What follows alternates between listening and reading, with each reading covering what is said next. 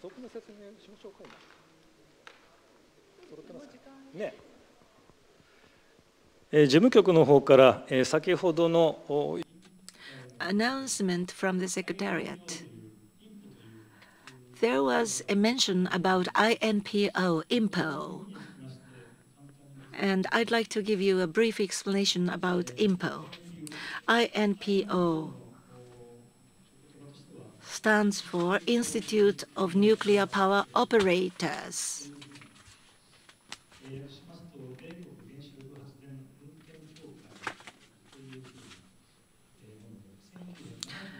In 1979, this organization was launched. So as a lesson learned from TMI, this organization was built. If a serious nuclear accident somewhere may bring about catastrophic impact on the nuclear industry. So with that recognition regarding the operation and the construction of nuclear power plants, quality must be enhanced. This institute was created by operators. The mission of INPO is to ensure the highest level of safety and reliability in nuclear power plant operation. This is just a supplementary explanation to assist the understanding of the media regarding the organization called INPO.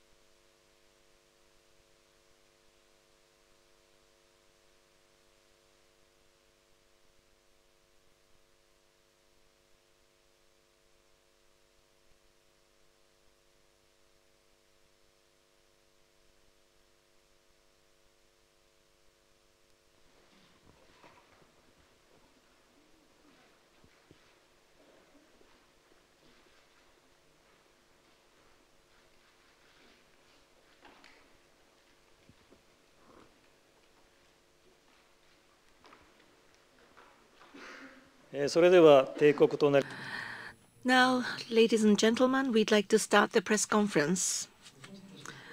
The participants are Chairman Kurokawa as well as Dr. Mezerev, who appeared as the expert witness to the Commission meeting today, and currently he is the president of Carnegie Institutions of Science.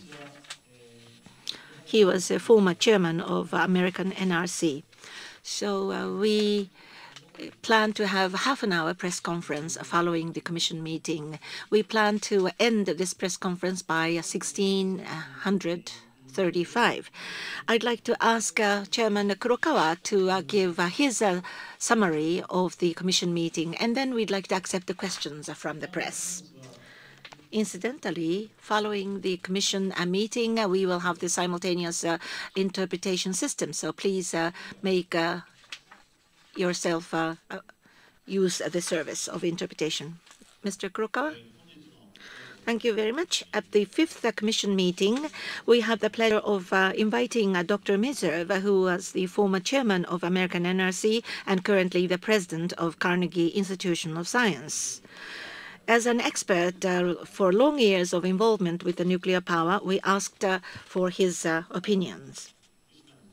Regarding Fukushima, we should never repeat the accident. From that position, we must elucidate the truth about the accident. And as the Independent Investigation Commission, we were able to have a very significant discussion. Just like previous meeting, as the Diet Investigation Commission, I'd like to give you 6 salient points as the important points in discussing the today's discussion. 6 points. First point. Well, in the last 5 meetings, of course, those 6 important points were identified. Number 1, regarding the responsibility of the people concerned with nuclear power. Those people associated with the nuclear power must maintain a high level of norm, high level of code of conduct on safety. And they are obliged to make challenge looking toward the even higher safety standard. Operators and manufacturers should not have a bland and spoiled idea that they can do so-so once they observe these standards. The regulatory organization should not be tolerated to have the excuse that they are not as good as the operators in terms of expertise or primary responsibility resides in the operators. Operators, the suppliers, regulatory organizations, academicians must make the attitude of making autonomously incessant efforts targeting one and only absolute target of safety. Second point, the responsibility and independence of operators. The operators have the primary responsibility in the prevention of accidents as well as the prevention of the expanded damage of accident. In time of emergency, operators must be independent from the government and politicians, and they have to make judgment upon their own responsibility regarding how they react to the accident for ensuring safety. So we should never have a situation where we have to ask for the judgment of the politicians regarding the operation of the power plant. Normally and routinely, there has to be a clear establishment of the principle of self-responsibility for ensuring safety. The third one is the responsibility and independence of regulators. Regulators are obliged to equip with the competence of realizing the expansion prevention of accident by making the operators implement and cast a correct judgment, not only in emergency but also in normal time. To that end, regulators must ensure independence from the operators and politicians. And based upon the lessons learned from the accident, the new regulatory organization must presume the time of emergency, and there has to be a clear delineation of the roles to be borne by operators and government and politicians, as well as the clear line of command. It must be descriptively maintained in the guideline. The fourth one is the importance of transparency. This is regarding the process of decision-making on nuclear power. transparency is of paramount importance. Excluding the security-related cases, all decision-making must be done in a transparent way, and the people must be given an opportunity to express themselves. That is the way to gain trust from the Japanese people as well as from the world community. In that sense, recently it was found out that there was a problem with the minutes taking. So Japan is far from gaining confidence from the world in the arena of transparency. The fifth one is the importance of human resources. At US NRC, there are human resources of experts staking their entire professional career in nuclear safety. And this is, again, something that Japan has to learn. It is a very important point. It has to be possible to develop a career in the organization where the primary mission is nuclear safety. That was another key point. In so-called bureaucracy, people are rotated in various positions, and they were of no use at the time of emergency. And it was identified in the last session of the Commission's meeting. So we should give incentives to experts. Sixth point. The independency and transparency in the accident investigation. In the investigation of accidents, independence and transparency, very important. We have to realize and utilize the independent organization like a Diet Investigation Commission. Otherwise, we can't explain to the world, and we are not able to gain trust from the world. I think this was one of the important messages spoken by Dr. Meserve. So, in the deliberation of our commissions hitherto, important substantive matters are being identified as to how nuclear regulation should function. This time round, we were able to receive important insights, and also the safety culture, importance thereof was being recognized.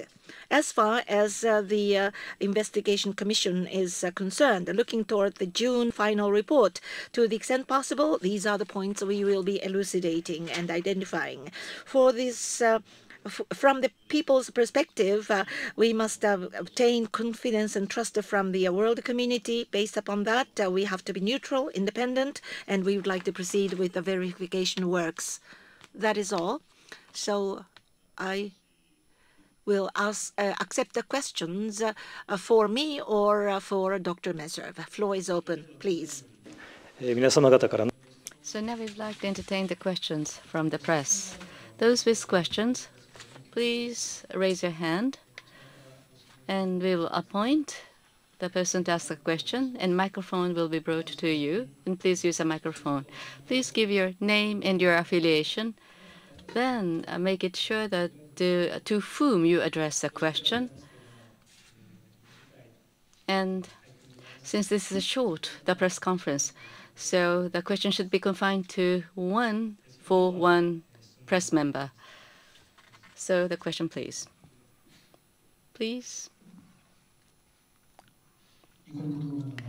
Nano from Nico Nico Video.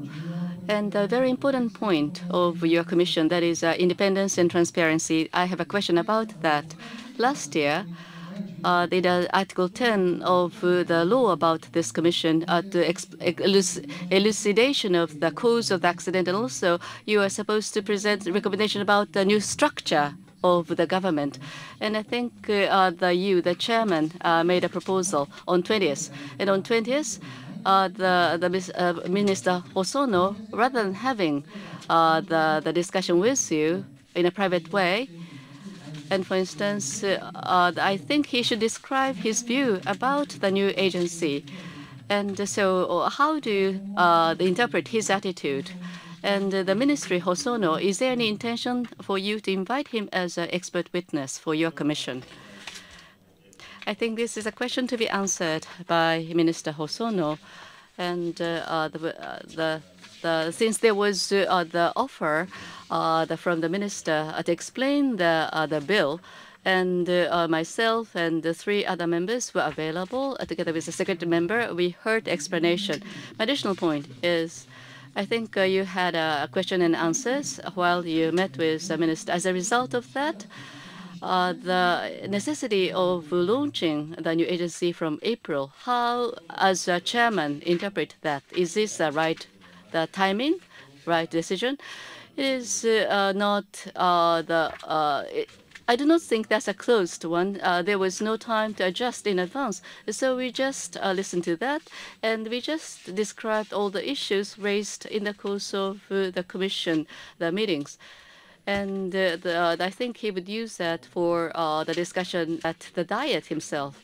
And all the discussions at our commission have been disclosed. Therefore, I sincerely hope that we would like to have a good discussion so that the public can be well informed. That the point has been already the post on the web. Other questions? Yes, the lady on the 3rd row. Matsubara from Asahi Station. I have a question to Dr. Meserve. Currently in Japan, safety regulation is something that is being worked on for further improvement, and government is preparing a new law, especially the emergency situation after accident. In the final analysis, the government will decide on venting or the injection of seawater. Government is going to decide, as you discussed in today's commission meeting, these are the matters that the politicians are going to have the final judgment. Is it possible in the United States? You answered that it doesn't happen in the United States. Why is it not happening in the United States? What is your position on politicians making a judgment in cases like this?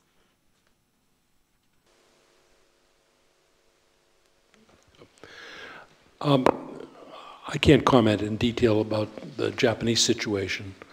The philosophy that is followed in the United States is that the responsibility for assuring safety should reside with the operator, and that reflects the fact that they know their plant best, they know the capabilities of the plant, they're sophisticated in engineering matters, and that they therefore are an appropriate body to make the decision in consultation with and with supervision by the NRC. So if there were details about, what valve to open or what have you, that's something that we would allow that the operator had responsibility for that. You may have more knowledgeable politicians in Japan. よろしいでしょうか。他にご質問。Are there any other questions?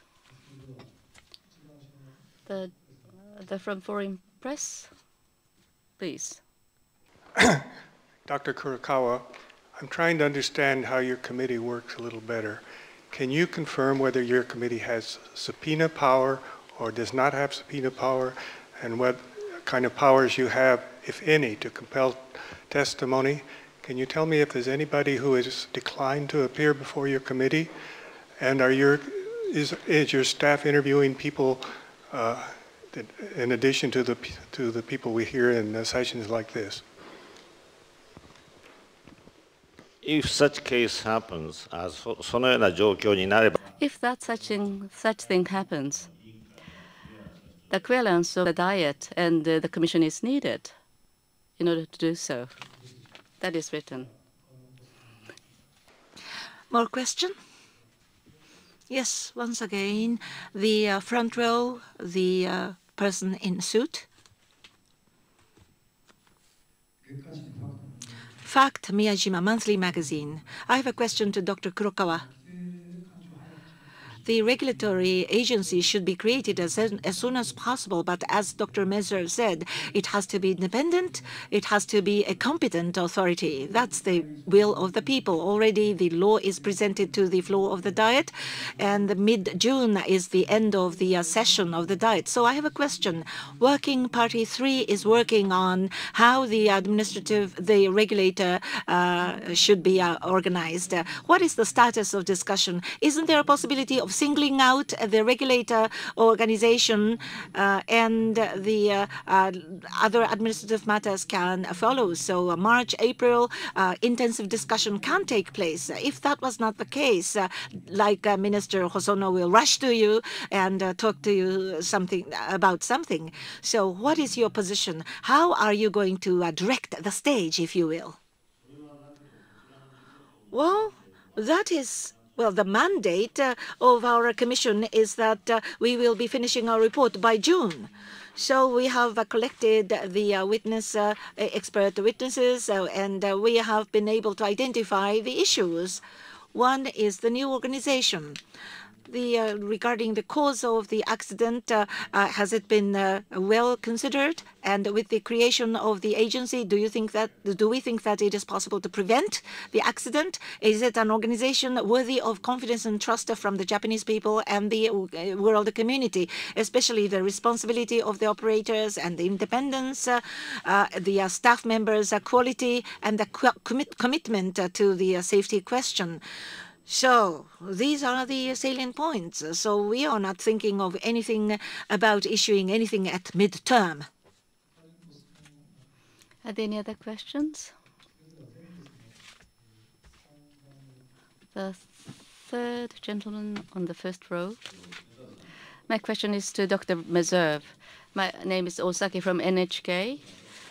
In your presentation, the safety culture was mentioned. I think you repeatedly mentioned safety culture. And in Japan, for nuclear-related people, they said that the safety culture was important. And by covering them in our report, I think we heard the word safety culture very often. But in reality, the continuous improvement, whether that has been really executed or safety first, the priority idea that has been implemented, that is a question. So in the United States, safety culture, after TMI, how you foster the safety culture in the United States? Well, I think I also mentioned in my comments that safety culture is hard to measure. It's hard to evaluate. Frequently, the problem with the safety culture is revealed as a result of an inspection finding, where you'll see that something is not the way it should be.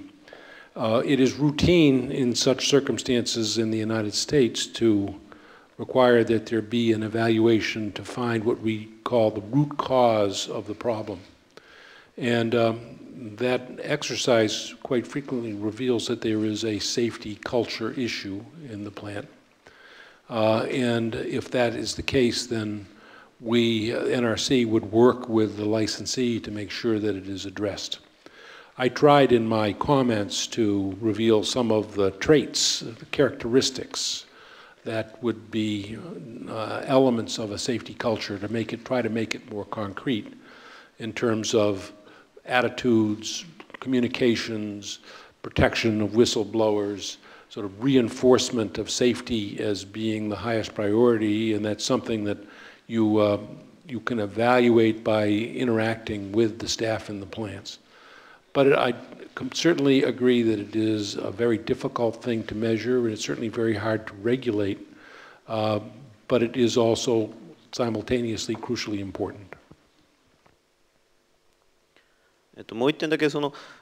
One more point. In safety culture, safety first, that's a must. On the other hand, according to various Japanese experts, if they are made to do that, nuclear power plants cannot be constructed. The economic rationality has to be taken into account. So on this question, how do you strike a balance in the United States? How do you come to terms with economic rationality and safety culture, or safety first? To what extent do you think that we have to do? Well, as in everything in life, there are judgments that need to be made. The reality is that there's nothing that is risk-free, and you need to make an informed assessment as to what should be required. That's why I also, in my remarks, talked about the consideration of risk as being a prime criterion for deciding what is important and what isn't. Your objective should be to drive the risk as low as possible, recognizing that you can't drive it to zero. and you reach some judgment as to what is satisfactory, what is adequate protection of the public. And we have some safety goals that try to do that in numerical ways in the United States and many other countries as well. That you try to make the risk sufficiently small that you believe that is one that is acceptable. And it is simultaneously important to explain what residual risk there is to the affected public so that they are aware and appreciate the kinds of decisions they're made and why. 他にご質問のある方いらっしゃいますか? Are there questions?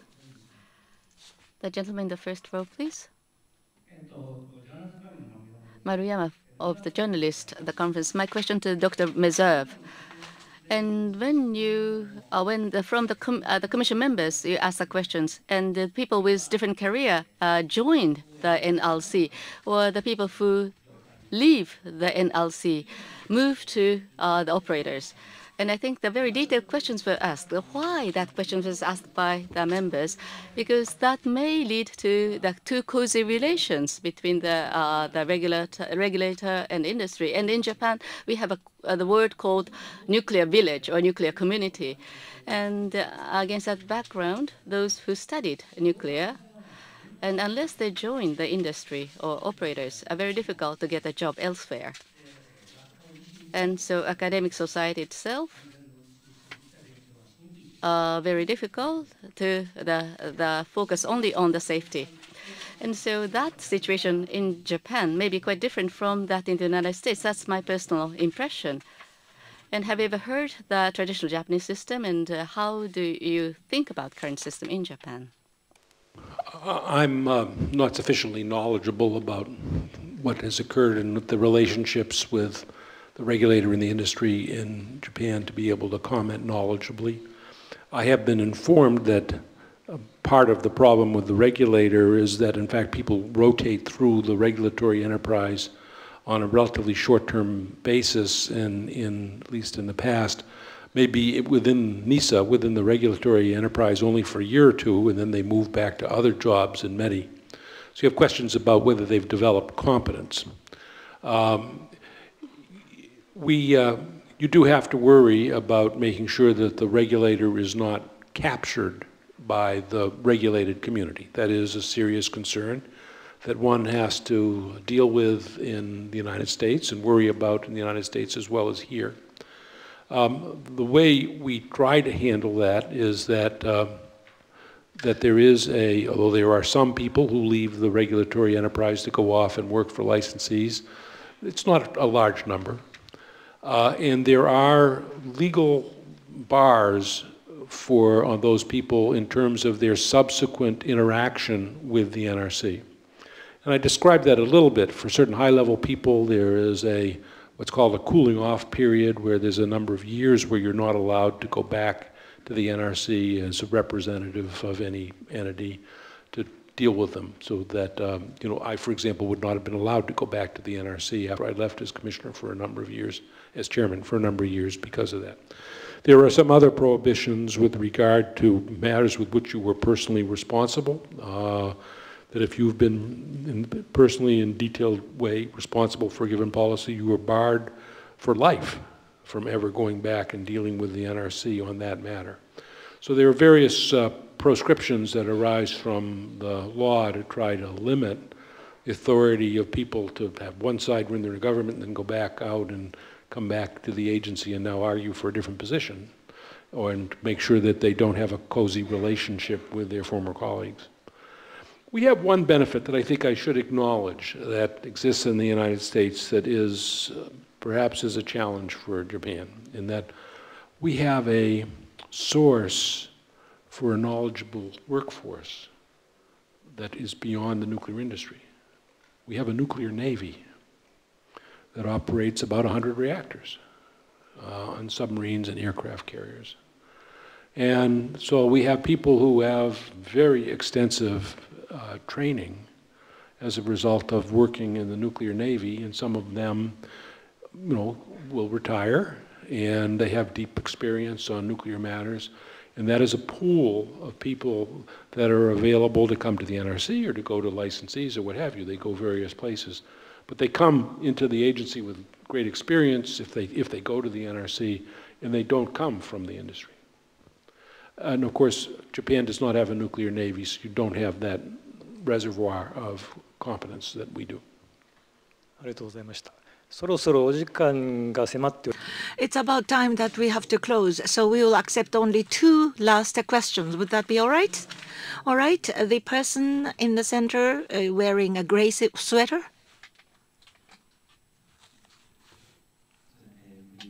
Freelance journalist Kinao is my name. I have a question. Earlier on, you learned lessons from TMI, and safety standard was made more stringent after September 11. So unless you have an accident, safety standard does not improve. Is that the way? I think you talked about safety wall. So U.S. accidents and terrorism, safety wall of the United States. Where is it about in terms of safety wall, if you can make a comment about it? Did not mean to imply that one only learns from accidents. In fact, that a successful nuclear enterprise is always trying to learn from operating experience. And ideally, you want to learn about events that occur that don't result in accidents, but reveal a vulnerability that should be fixed. So there is something called operating experience feedback, which is an inherent part of how a regulator should operate, where you learn from experiences regardless of what happens, because they may reveal something that you need to fix. Ideally, that process should not be limited to what happens with the reactors in your own country.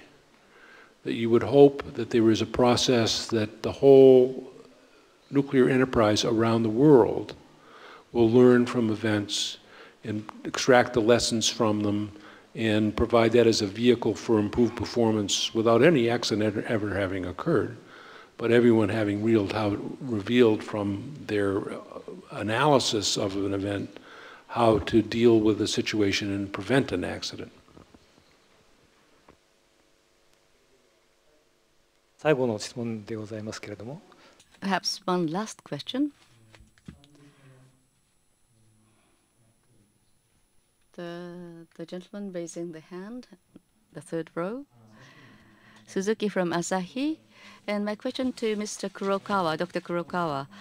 And in the the Meserve's discussion, NLC in the United States, in the federal agencies, the treatment of the staff members is good. Compensation is also good. That was what was described. And they're very competent, the people, the talents. In order to recruit those people,